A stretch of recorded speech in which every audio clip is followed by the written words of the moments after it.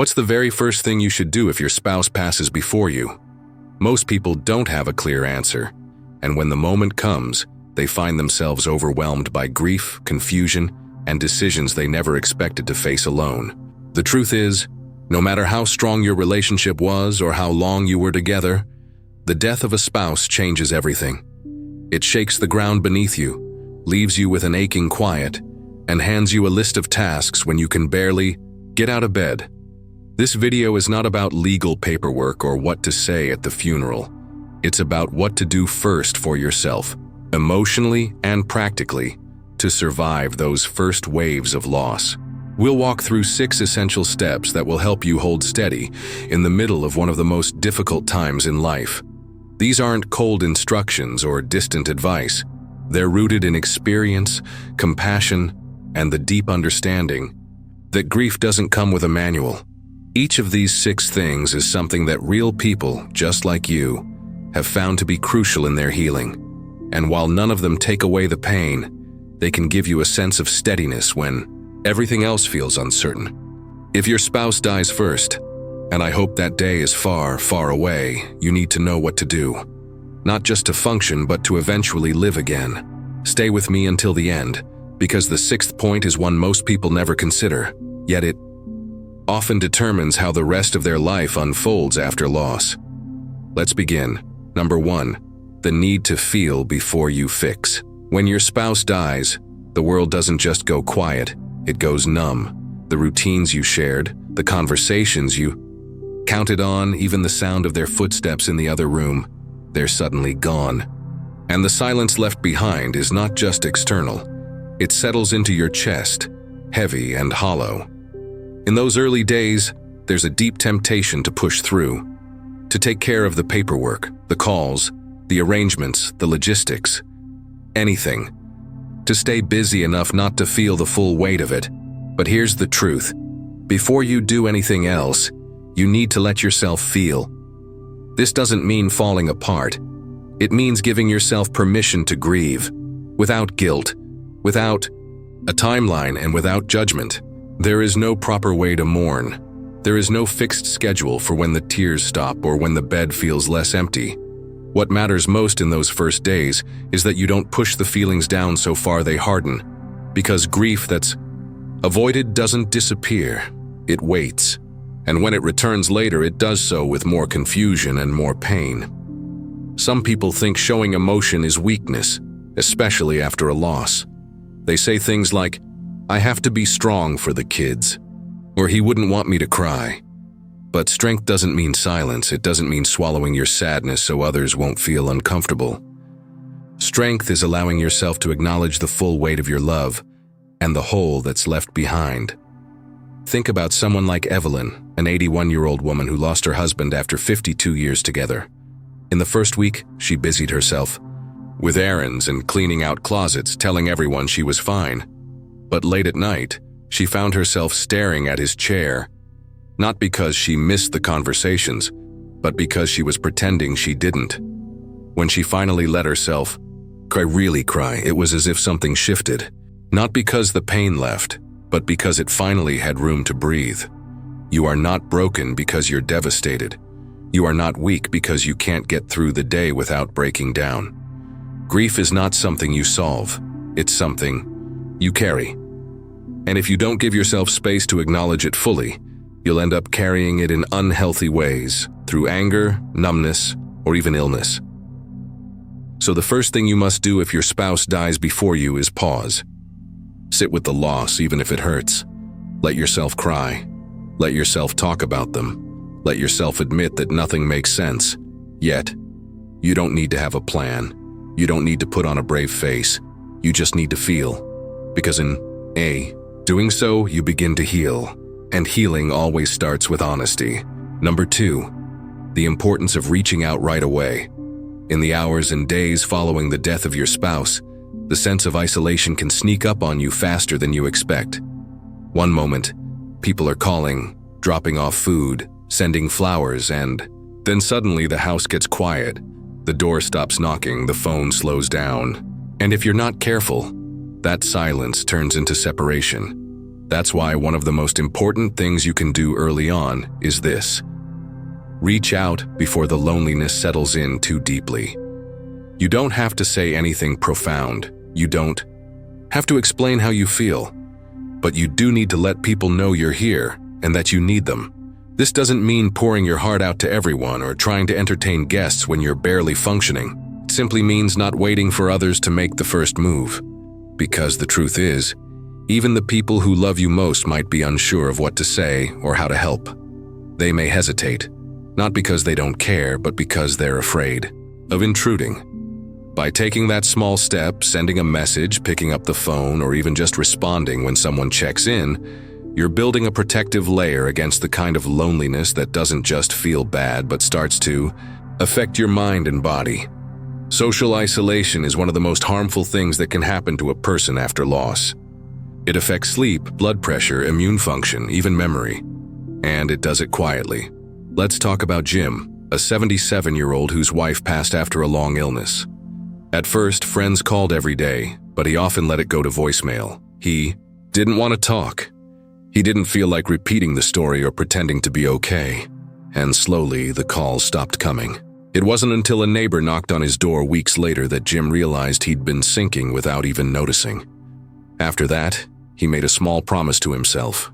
Just one call a day, one real conversation. That tiny act turned into something bigger. It gave him a lifeline.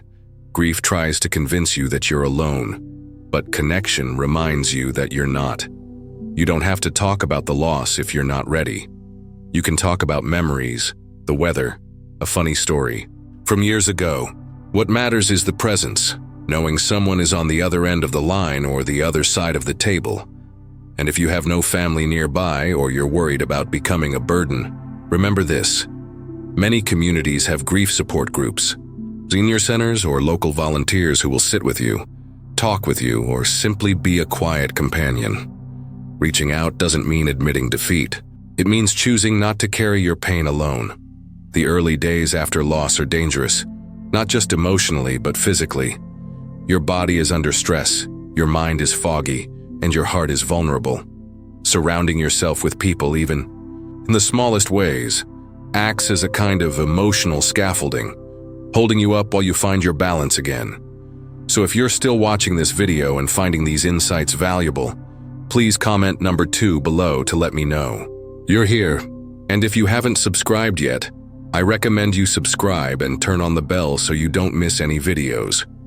Your support helps us continue creating good content to inform and inspire you. Now, let's move forward. Number 3. The urgency of organizing critical documents. When someone passes, especially a spouse, it feels like the world should stop. But the truth is, the world keeps moving. Bills arrive, notices are mailed, accounts freeze, and in the middle of your grief, you're suddenly faced with questions you may not be ready to answer. That's why one of the most important things you must do, as gently and clearly as possible, is locate and review all the critical documents tied to your spouse's life. It's not cold and heartless, it's necessary.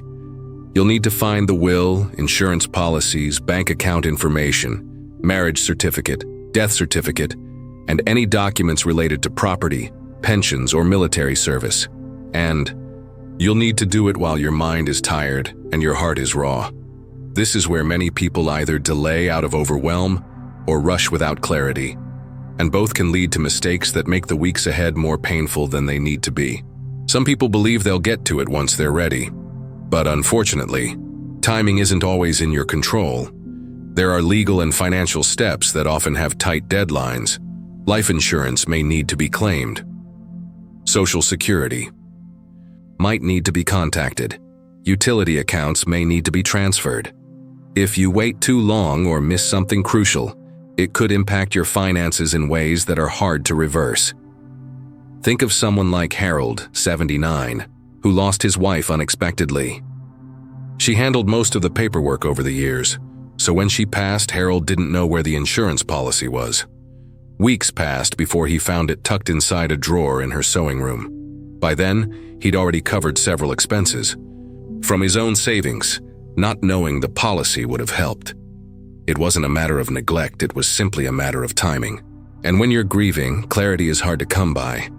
If you feel too overwhelmed to handle these documents yourself, ask someone you trust to sit with you while you do. A family member, a friend, even a professional advisor. Someone who can walk through it slowly and help keep track of what's been found and what still needs attention. Even just creating a simple checklist can ease the fog. Keep everything in one place. Get a folder or a box. Make copies of what's most important. Write down account numbers, passwords, contact names, anything that someone else would need to know if they had to step in for you.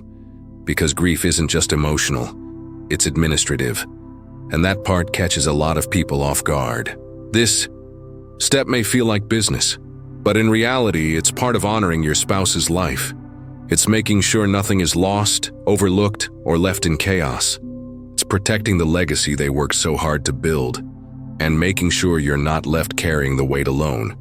You don't have to finish everything in one day, but you do have to begin. And once you start, you'll often find that the act of organizing, even in sorrow, can bring a small sense of order back into a world that suddenly feels unrecognizable. Number 4, the discipline of protecting your health. Grief doesn't just affect your heart, it affects your entire body. And in the days and weeks after your spouse passes, you may find it harder than ever to take care of yourself. Meals get skipped, sleep becomes fractured, motivation disappears. Even simple things like brushing your teeth or stepping outside can feel pointless. But this is precisely the time when caring for your health matters most. Because the loss of a spouse doesn't just break routines, it puts your physical well-being at risk in ways you might not expect. Many widowed seniors experience sudden weight loss, fatigue, digestive problems, chest tightness, and forgetfulness, not because they're sick, but because their bodies are reacting to deep emotional distress. This state of stress, when prolonged, can weaken the immune system, elevate blood pressure, disrupt hormone levels, and make pre-existing conditions worse. The grief is real, and so is the toll it takes on your body. You don't need a perfect routine. You don't need to train for a marathon or overhaul your entire diet, but you do need to give your body basic care, even if it feels hollow at first. That means eating something nourishing at regular intervals, even if it's small. It means moving your body, just a slow walk around the block or stretching in your living room. It means going to bed at a reasonable time, even if you don't. Fall asleep right away. These aren't just health tips, they are acts of survival. Think of Margaret, age 84, who lost her husband of 60 years. She was so overwhelmed in those early weeks that she forgot to take her blood pressure medication and skipped several meals in a row. It wasn't until she fainted while grocery shopping that her daughter realized what was happening. It wasn't a medical emergency. It was grief, untreated and unmonitored, finding its way into her physical system. Once Margaret began keeping a written routine, meals, water, pills, daily check-ins, her strength slowly returned, and so did her clarity. There's a saying in grief counseling that applies here. When you don't know what to do, care for the animal in you. Feed it, water it, let it rest, let it move. Because at the most basic level, your body is trying to find equilibrium again, and it needs your help to get there. You may not feel hungry, eat anyway. You may not feel tired, lie down anyway. You may not want to get dressed, do it anyway. Not because you're faking strength, but because you're rebuilding it. One quiet decision at a time. And don't hesitate to reach out to your doctor during this time, even if you think it's just the stress. Sometimes even just talking to a professional and having your vitals checked can help ground you. It reminds you that you're still here, still in need of care. Taking care of yourself doesn't mean moving on. It doesn't mean forgetting. It means honoring the person you lost by not losing yourself in the process. If you're still watching this video and finding these insights valuable, please comment number 4 below to let me know you're here. And if you haven't subscribed yet, I recommend you subscribe and turn on the bell so you don't miss any videos. Your support helps us continue creating good content to inform and inspire you. Now let's move forward. Number 5. The danger of Rush decisions. In the wake of loss, there's often a sudden urge to make big changes. You might feel tempted to sell the house, move closer to your children, get rid of your spouse's belongings, or make major financial shifts just to escape the reminders. It's understandable. When your world is turned upside down, changing, your environment can feel like the only way to regain some sense of control. But here's the truth. Most major decisions made during the early stages of grief are decisions people later regret. This doesn't mean you won't eventually need to make changes. You might. But right now, your mind is clouded by sorrow, exhaustion, and an aching desire for stability that can't be solved by external moves. What feels like a solution today might become a source of regret a few months from now. And when your spouse passes, the last thing you need is added layers of loss. Let's take an example. George, age 76, lost his wife suddenly after a stroke. Within 2 weeks, he sold their house and moved into a small apartment near his son, thinking it would help him feel less alone. But once the dust settled, George found himself overwhelmed with regret. He missed his neighbors, his garden, the kitchen they remodeled together. The apartment, though practical, felt foreign. And now he had to grieve both the loss of his wife and the comfort of the life they built.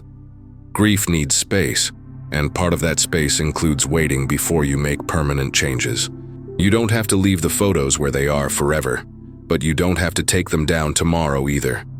You don't have to decide whether to keep the house, close the account, cancel the membership, or reassign the belongings immediately.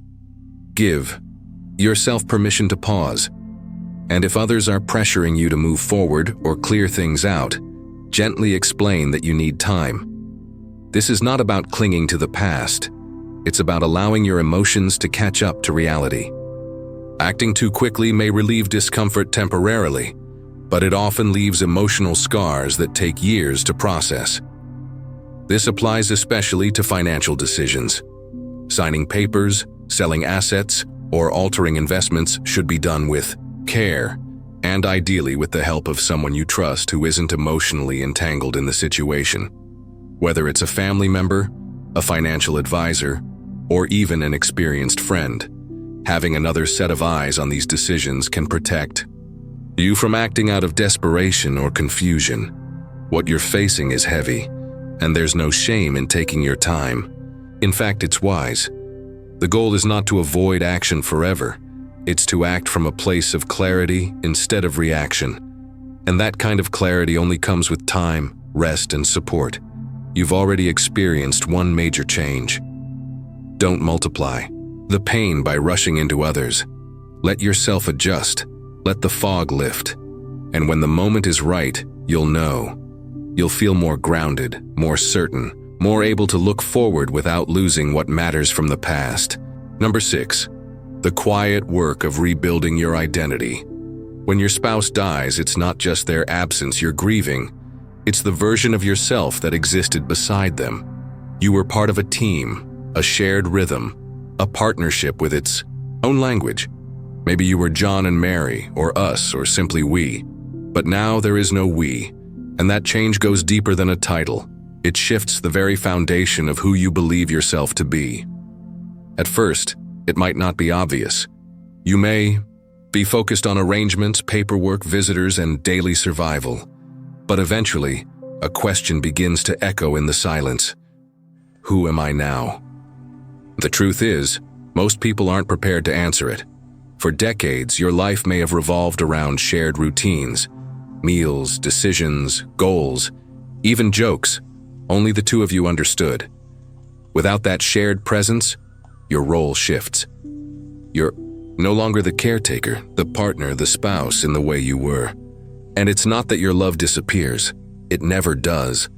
But the structure it lived inside of has changed forever. This stage of grief is not often discussed, but it's one of the most important. It's about the slow, quiet work of rebuilding your sense of self, not as a replacement, but as an evolution. It's allowing yourself to ask, what do I enjoy now? What does peace feel like for me? What do I want these next years to be about, even if they look different from what I imagined? Take someone like Irene, age 82, who lost her husband after 55 years of marriage. In the beginning, she kept everything the same: his slippers by the door, his coffee mug on the counter. She couldn't imagine life without the we, but months later she started painting again, something she hadn't done since her 20s, not to distract herself, but to reconnect with a version of herself she'd forgotten. It didn't mean she loved her husband any less. It meant she was still alive and needed to keep living. You're allowed to change. You're allowed to grow. You're allowed to become someone new, even while carrying the memory of who you were together. Rebuilding your identity doesn't betray the past. It honors it by continuing forward with intention. Maybe that means joining a group. Maybe it means traveling somewhere you always dreamed of. Maybe it means reading a new kind of book, making new friends, or simply learning how to be content in your own company. These are not replacements for love. They are responses to life. You don't have to figure it all out at once. In fact, you won't. Identity after loss is something you discover inch by inch, day by day.